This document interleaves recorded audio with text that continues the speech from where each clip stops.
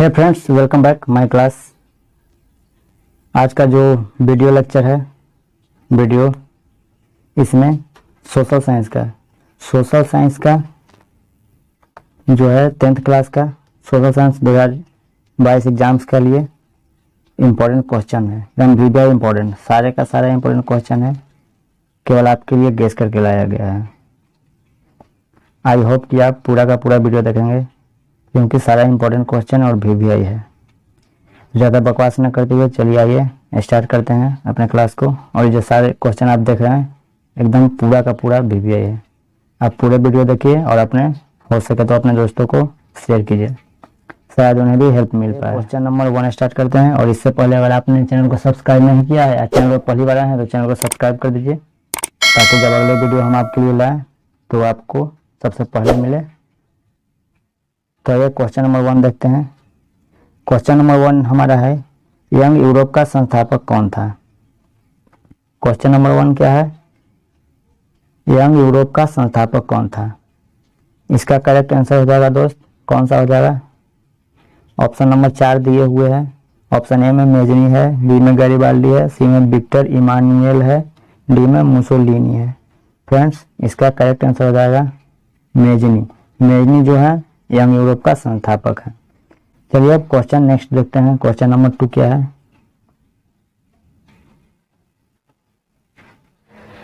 Question number 2 है friends, Europe का मरीज किसे कहा जाता है? यानी ये जो ऑप्शन है तुर्की, इटली, इंग्लैंड, फ्रांस, इनमें से यूरोप का मरीज किसे कहा जाता है फ्रेंड्स? इसका करेक्ट आंसर है ए, तुर्की को यूरोप का मरीज बोला जाता है। चलिए अब नेक्स्ट क्वेश्चन क्या है? क्वेश्चन नंबर 3 देखिए। क्वेश्चन नंबर 3 है, एकदम इम्पोर्टेंट क्वेश्चन है। कार्ल मार्क्स का जन्म कहाँ हुआ था? आप एकदम याद कर ले, एकदम रिमेम्बर कर ले भाई, क्योंकि VVI इम्पोर्टेंट क्वेश्चन है एकदम। कार्ल मार्क्स ये पक्का आता है, 5-6 सालों से आ रहा है, हमने देखी है। तो चलिए इसका करेक्ट आंसर आपको बताते हैं। कार्ल मार्क्स का जन्म कहाँ हुआ था? इसका करेक्ट आंसर हो जाएगा ए, जर्मनी में। यानी ये जो ऑप्शन है सही है, जर्मनी में कार्ल मार्क्स का जन्म हुआ था। अब क्वेश्चन नंबर नेक्स्ट देखते हैं। किस वर्ष की जो गांधी जी है साबरमती आश्रम की स्थापना किस वर्ष की? 4 ऑप्शन में दिया हुआ है, तो इसका करेक्ट आंसर कौन सा हो जाएगा? 1895 हो जाएगा कि 1900 हो जाएगा कि 1915 हो जाएगा कि 1916 हो जाएगा? दोस्त, इसका करेक्ट आंसर हो जाएगा डी, 1916। यानी किस वर्ष स्थापना की थी साबरमती आश्रम का गांधी जी ने? तो 1916 में। डी ऑप्शन आपको बता देना है। चलिए अब नेक्स्ट क्वेश्चन 5 देखते हैं। ब्रह्म समाज की स्थापना किसने की? ये जो ब्रह्म समाज है इसकी स्थापना किसने की? राजा राम मोहन राय की, दयानंद सरस्वती की, विवेकानंद की, रामकृष्ण परमहंस? फ्रेंड्स, इसका करेक्ट आंसर हो जाएगा राजा राम मोहन राय। जो ब्रह्म समाज की स्थापना किए हैं वो है राजा Ram Mohan Roy. Option number A हमारा एकदम करेक्ट है। क्वेश्चन देखते हैं 6। क्वेश्चन 6 नंबर क्या है? सेफ्टी लैंप का आविष्कार किसने किया था? जो सेफ्टी लैंप है इसका आविष्कार किसने किया था? तो कौन सा इसका करेक्ट आंसर हो जाएगा? इसका करेक्ट आंसर हो जाएगा हम्फ्री डेवी। हम्फ्री डेवी जो है लैंप का आविष्कार किया था, सेफ्टी लैंप का। आपको याद कर लेना है हम्फ्री डेवी। अब क्वेश्चन नंबर 7 है, अंतर्राष्ट्रीय श्रमिक संगठन की स्थापना किस वर्ष हुई? यानी अंतर्राष्ट्रीय श्रमिक संगठन है, एकदम VVI क्वेश्चन है, आपको याद कर लेना है। सारा का सारा क्वेश्चन MBBI है, आपके लिए एकदम गेस करके लाया गया है। जो एग्जाम्स 2022 में 2022 12th का 10th का एग्जाम्स जो आने वाला है 2022 में, उसके लिए इंपॉर्टेंट क्वेश्चन होने वाला है एकदम। आप पक्का पूरा का पूरा याद कर लीजिए। इसका करेक्ट आंसर कौन सा हो जाएगा? 1917 होगा कि 1919 कि 1921 कि 1923? फ्रेंड्स, इसका करेक्ट आंसर हो जाएगा 7 नंबर का डी, 1919 ईस्वी। यानी अंतर्राष्ट्रीय श्रमिक संगठन का स्थापना कब हुआ? 1919 ईस्वी में। अब नेक्स्ट देखिए। नेक्स्ट क्वेश्चन है 8 नंबर, तो एकदम इजी है। पटना में गोलघर किस उद्देश्य से बनाया गया? अगर आप पटना में रहते हैं, बिहार में है पटना, बिहार में है पटना, पटना में अगर आप रहते हैं तो आपको पता होगा। अगर नहीं पता होगा तो समझिए आप पटना में रहते नहीं हैं, रह के भी नहीं रहते हैं, क्योंकि आपको पटना में जो है वो पता नहीं है क्या है। तो सैनिक रखने के लिए गोलघर बनाया गया था कि अस्त्र शस्त्र रखने के लिए, कि अनाज रखने के लिए, पूजा करने के लिए। फ्रेंड्स इसका करेक्ट आंसर हो जाएगा अनाज रखने के लिए। तो पटना में गोलघर किस उद्देश्य से बनाया गया था? अनाज रखने के लिए। ऑप्शन नंबर सी हो जाएगा जो करेक्ट हो जाएगा। चलिए अब क्वेश्चन नेक्स्ट देखते हैं। 9 क्वेश्चन क्या है भाई? ये भी शायद इंपॉर्टेंट है, क्योंकि कागज पर आप लिखते हैं, जो कॉपी आपका होता है, कॉपी पर लिखते हैं कागज, उसी को आप नहीं पता है आपको कि कौन सा देश में आविष्कार हुआ था, चीन में कि जर्मनी में कि जापान में कि रोम में। फ्रेंड्स इसका करेक्ट आंसर हो जाएगा ए, चीन में। यानी कागज का आविष्कार कहाँ हुआ था? चीन में। ऑप्शन नंबर ए सही हो जाएगा। अब आप ऑप्शन नंबर नहीं याद कीजिएगा, आपको याद करना है कि कागज का आविष्कार चीन में हुआ था। जब आपका एग्जाम में आएगा तो शायद चीन दिया हुआ रहेगा, सी नंबर ऑप्शन में चीन लिखा रहेगा, तो आप ये लगा दीजिए, गलत हो जाएगा। इसलिए आप ऐसे याद, देश में हुआ था कागज का आविष्कार, तो कागज का आविष्कार हुआ था चीन में। आपको चीन याद रहेगा। अगर चीन वहां पर डी नंबर ऑप्शन में भी रहेगा, डी नंबर ऑप्शन में, तो आपको चीन याद रहेगा कि हाँ कागज का आविष्कार चीन में हुआ था, तो आप डी नंबर ऑप्शन लगाइएगा वहां पर एग्जाम्स में, तो सही हो जाएंगे। चलिए अब क्वेश्चन नंबर 10 देखते हैं।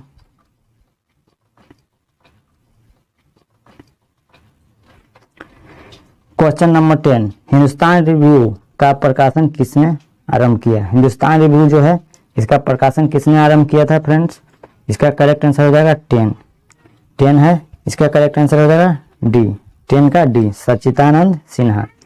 तो हिंदुस्तान रिव्यू का प्रकाशन किसने किया था? सच्चिदानंद सिन्हा। नेक्स्ट देखिए,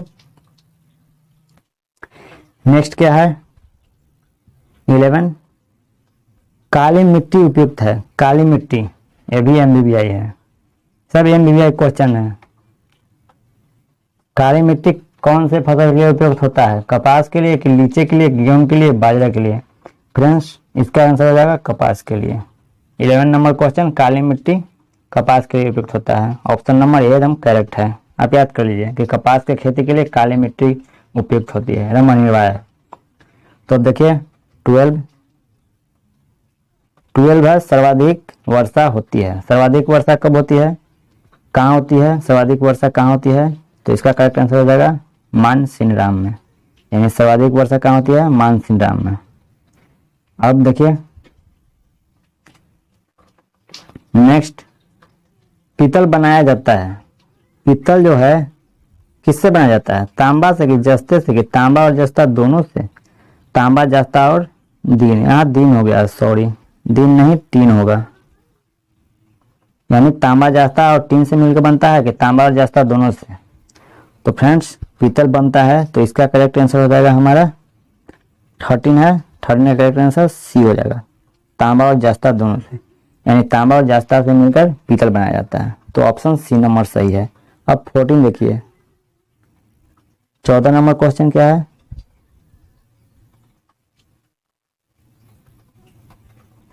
इनमें से कौन सी प्राथमिक ऊर्जा नहीं है? यानी जो 4 नंबर ऑप्शन दिया है, प्राकृतिक गैस, पेट्रोलियम, विद्युत, कोयला, तो इनमें से कौन सा जो है वो प्राथमिक ऊर्जा नहीं है?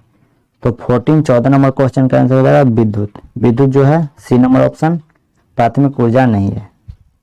अब चलिए नेक्स्ट देखिए 15 नंबर 15, नेपानगर। नेपानगर प्रसिद्ध है। नेपानगर किस लिए प्रसिद्ध है? फेमस है भाई। जो नेपानगर हमारा है वो किस लिए प्रसिद्ध है? चीनी के लिए कि सीमेंट के लिए कि अखबारी कागज के लिए कि सूती कपड़ों के लिए? फ्रेंड्स इसका करेक्ट आंसर हो जाएगा अखबारी कागज के लिए। जो नेपानगर फेमस है भाई, अखबारी कागज के लिए फेमस है। अब नेक्स्ट देखिए 16 नंबर, दाल। दाल किस पौष्टिक अंश का स्रोत है? जो दाल हम लोग रोज खाते हैं, आपको पता होना चाहिए क्योंकि आप रोज खाते हैं भाई। ये सब तो किताब में पढ़ने के लिए तो मिलता ही है, लेकिन आपको पता भी होना चाहिए क्योंकि ये सब दैनिक उपयोग में रोज आप लोग खाते हैं। तो कार्बोहाइड्रेट होता है कि प्रोटीन होता है कि विटामिन डी होता है कि वसा होता है? तो आपको बता देना चाहते हैं हम कि इसका बी नंबर ऑप्शन जो है सही है। यानी दाल में प्रोटीन पाया जाता है। अगर दाल आप खाइएगा उसमें प्रोटीन आपको ज्यादा मिलेगा। 16 नंबर क्वेश्चन का आंसर हो जाएगा बी नंबर ऑप्शन, प्रोटीन। अब देखिए प्रोटीन आपको याद कर लेना है कि दाल में जो है, दाल में क्या पाया जाता है भाई? प्रोटीन पाया जाता है, प्रोटीन। तो अगर एग्जाम्स में प्रोटीन होगा डी नंबर में या सी नंबर में, अगर सी नंबर मान के चलिए, अगर सी नंबर में प्रोटीन मान के चलिए होगा, वहां पर अब लिखा होगा दाल किस पौष्टिकांश है, तो आपको सी लगाना है। ये नहीं कि आप बी लगा दीजिएगा। यहाँ बी में दिया हुआ है तो बी नहीं लगाना है, अगर वहाँ सी में दिया हुआ रहेगा तो सी में ही लगाना है, तब आपको सही होगा, करेक्ट हो जाएगा। आपको याद करना है दाल किस पौष्टिक अंश का स्रोत है, तो प्रोटीन, यानी दाल में प्रोटीन ज़्यादा होता है, प्रोटीन मिलता है। अब 17 देखिए,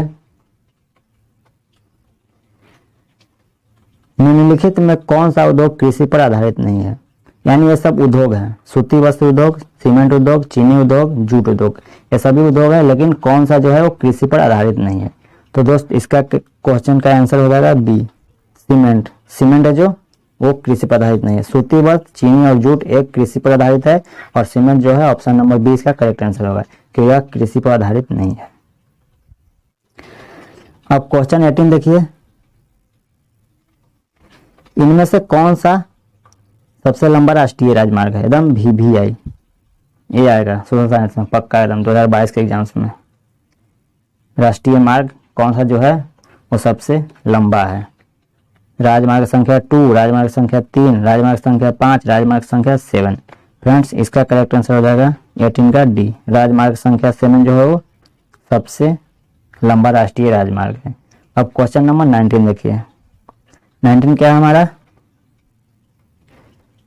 भारत का सबसे बड़ा बंदरगाह। क्या बोल रहा है, भारत जो है हमारा इंडिया, उसका सबसे बड़ा बंदरगाह क्या है, मुंबई है कि चेन्नई, कोलकाता है या कांडला है। फ्रेंड्स 19 का आंसर हो जाएगा सी, कोलकाता। कोलकाता जो है सी नंबर ऑप्शन, वो भारत का सबसे बड़ा बंदरगाह है, कोलकाता में भारत का सबसे बड़ा बंदरगाह है। अब 20 देखते हैं, मंदार हिल किस जिले में स्थित है। मंदार हिल है जो कहाँ पर स्थित है भाई, इसका करेक्ट आंसर हो जाएगा 20 का बांका। बांका में मंदार झील, मंदार हिल है, झील नहीं मंदार हिल, तो बांका में स्थित है। कहाँ है, बांका जिला में। ये बिहार का जिला है, बांका, भागलपुर, मुंगेर, बक्सर, ये सब बिहार के जिले हैं। तो मंदार हिल है जो बांका में स्थित है। चलिए 21 देखते, 21 क्या है, 16वीं लोकसभा में, यानी 16वीं लोकसभा में महिला सदस्यों की संख्या कितनी है, ये VVI है, याद कीजिए 16वीं लोकसभा में महिलाओं की संख्या कितनी है, 61, 63, 65, 67। दोस्त इसका करेक्ट आंसर हो जाएगा ए, 61 है। कितनी है, महिला सदस्यों की संख्या कितनी है, 61 है 16वीं लोकसभा में। अब 22 देखिए, झारखंड राज्य का गठन कब हुआ। भाई झारखंड राज्य का गठन कब हुआ, 1 नवंबर 2000 में, 9 नवंबर 2000 में, 15 नवंबर 2000 में कि 15 नवंबर 2001 में। अगर आप बिहार राज्य में रहते हैं तो आपको पता होगा कि बिहार और झारखंड अलग हुआ था, कितने में, यानी झारखंड का, जो झारखंड हमारा है बिहार का ही टुकड़ा है, एक बिहार से अलग हुआ था, तो उसका गठन कब हुआ था झारखंड का। दोस्त इसका करेक्ट आंसर हो जाएगा 22 का सी, 15 नवंबर 2000 में। जो सी नंबर ऑप्शन है करेक्ट है, 15 नवंबर 2000 में झारखंड राज्य का गठन हुआ था।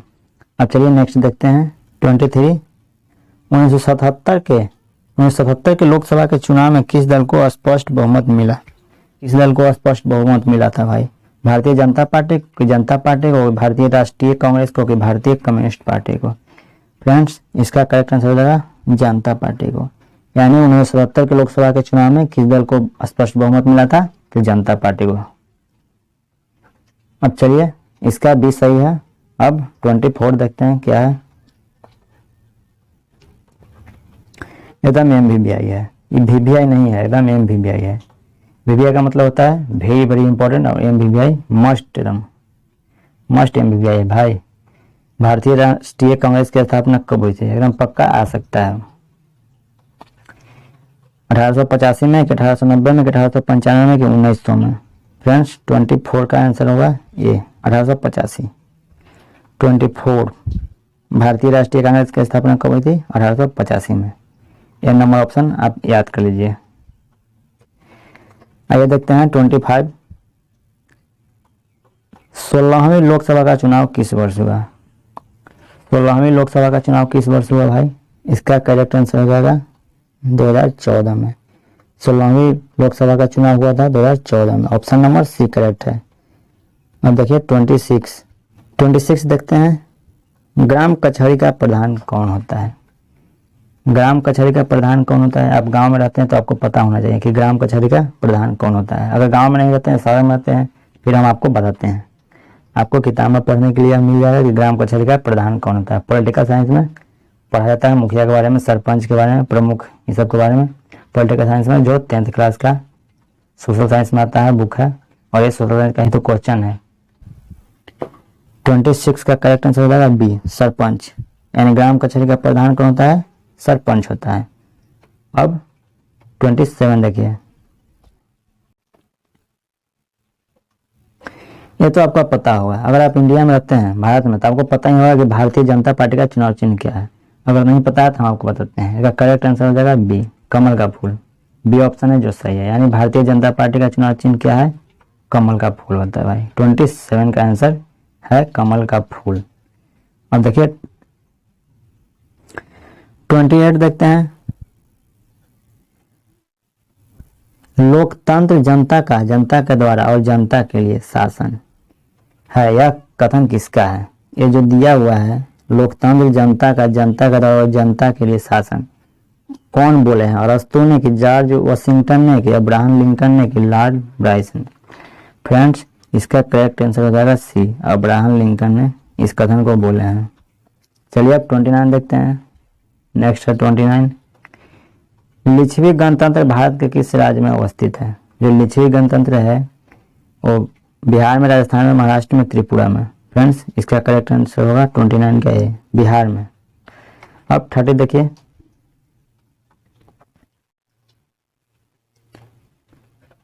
आ गया भाई नरेगा से संबंधित क्वेश्चन।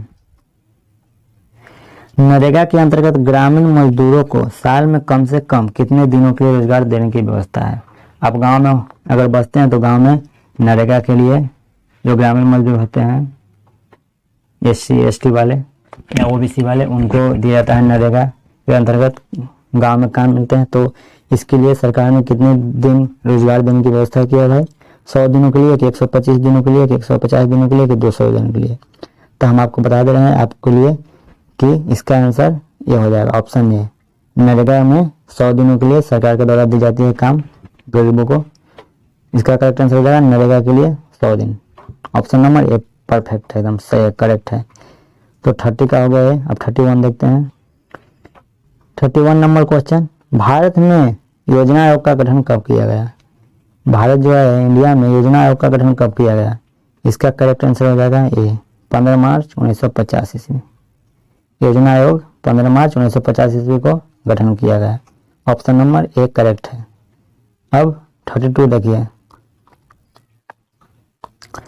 ये आपको जानना जरूरी है कि भारत में कितने राष्ट्रीयकृत बैंक है। तो इसका करेक्ट आंसर हो जाएगा दोस्त 19। नेक्स्ट देखिए 33 हमारा है, मानव पूंजी के प्रमुख घटक हैं। यानी इनमें से मानव के लिए कौन सा प्रमुख है, आवश्यक है? ज्ञान, कौशल, अनुभव, इनमें से सभी। तो जो ज्ञान, कौशल, अनुभव है सभी पाए जाते हैं मनुष्य में, प्रमुख घटक है। तो इसका करेक्ट आंसर हो जाएगा डी, ऑप्शन डी सही है। यानी मनुष्य के प्रमुख घटक क्या है? ज्ञान भी है, कौशल भी, अनुभव है। और डी नंबर ऑप्शन दिया हुआ इनमें से सभी, यानी इन तीनों है। तो इसका करेक्ट आंसर हो जाएगा इनमें से सभी है, यानी डी नंबर। 33 का आंसर हो गया डी। अब 34 देखिए। भारत सरकार ने सूचना का अधिकार अधिनियम कब पारित किया? VVI, जन याद कीजिए। भारत सरकार ने सूचना का अधिकार अधिनियम कब पारित किया? 2004 में, 2005 में, 2006 में या 2007 में? दोस्त, इसका करेक्ट आंसर हो जाएगा हमारा बी, 2005 में। 35 है, जवाहर रोजगार योजना लागू हुई। जवाहर रोजगार योजना कब लागू हुई भाई? तो इसका करेक्ट आंसर हो जाएगा दोस्त बी, 1989 में। यानी जवाहर रोजगार योजना जो है बी नंबर ऑप्शन सही है, 1989 में, 1989 में। अब 36 देखिए। विश्व व्यापार संगठन WTO होगा। W से वर्ल्ड हो जाएगा, विश्व, और टी से ट्रेड हो जाता है, व्यापार, और से ऑर्गेनाइजेशन हो जाता है। ऑर्गेनाइजेशन का मतलब संगठन होता है। यानी वर्ल्ड ट्रेड ऑर्गेनाइजेशन की स्थापना कब हुई? 1992 में, 1993 में, 1994 में, 1995 में। फ्रेंड्स, इसका करेक्ट हो जाएगा 1995 में, 1995 में हुआ था विश्व व्यापार संगठन की स्थापना। इसको बोलते हैं शॉर्ट में WTO, यानी WTO का फुल फॉर्म होता है, W से विश्व होता है वर्ल्ड, T से ट्रेड व्यापार, O से ऑर्गेनाइजेशन यानी संगठन। इसका फुल फॉर्म याद कर लीजिए आप, वर्ल्ड ट्रेड ऑर्गेनाइजेशन का मतलब होता है विश्व व्यापार संगठन, जिसकी स्थापना हुई थी 1995 में। अब देखिए 37 क्या है, ये तो एकदम पक्का है, एकदम नहीं आता तो फिर बता देना, आप कमेंट्स में कर देना 2022 के एग्जाम्स के बाद, जो 10th क्लास का 2022 का एग्जाम्स होगा उसके बाद आप कमेंट्स में बताना कि हाँ सर आपने जो बताया था वो क्वेश्चन नहीं आया। देखिए प्राकृतिक आपदा से रिलेटेड और भूकंप से, सुनामी से रिलेटेड सोशल साइंस में अगर ना आए तो फिर बता देना हमें, चाहे तो चैनल को सब्सक्राइब कर देना उस दिन, लेकिन पक्का आता है क्वेश्चन एकदम, भी आई है। इसका करेक्ट आंसर क्या होगा, क्वेश्चन है 37, इनमें से कौन सी प्राकृतिक आपदा नहीं है? तो आतंक है, सुनामी भी प्राकृतिक है, भूकंप भी प्राकृतिक है, बाढ़ भी प्राकृतिक है, आतंकवाद है जो प्राकृतिक नहीं है। आतंकवाद जो है आदमी के कारण आता है, मनुष्य के कारण, तो इसका ऑप्शन नंबर ए सही है। इनमें से कौन सी प्राकृतिक आपदा नहीं है? ए आतंकवाद। अब क्वेश्चन नंबर 38 देखिए, इसमें 1948 में, 1967 में, 1990 में। फ्रेंड्स इसका करेक्ट आंसर हो जाएगा 38 का ए, 1934 में। यानी भारत में अत्यंत विनाशकारी भूकंप कब आया था? 1934 में। पास्ट में जब आया था तो 1934 में आया था।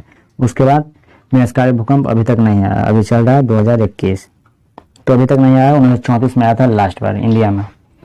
तो चलिए अब क्वेश्चन नंबर तो इंड हो गया भाई, 38 ही था जो इम्पोर्टेंट था। तो ये जो बात आपको बताना चाहते हैं कि जो अगला हमारा वीडियो आएगा वो आएगा फिजिक्स या केमिस्ट्री का आ सकता है, तो वो भी इंपॉर्टेंट गैसिंग क्वेश्चन रहेगा 2022 एग्जाम्स के लिए। और अगर अभी तक आपने चैनल को सब्सक्राइब नहीं किया है तो नीचे वीडियो के नीचे सब्सक्राइब SUBSCRIB लिखा होगा रेड कलर से, उस पर क्लिक कीजिएगा। उस पर क्लिक करने के बाद एक घंटी दिखेगा, घंटी पर क्लिक करने के बाद ALL ऑल को सेलेक्ट कर लीजिएगा ताकि अगला वीडियो आपको सबसे पहले मिले। तो चलिए अब इसके साथ goodbye, take care, bye bye.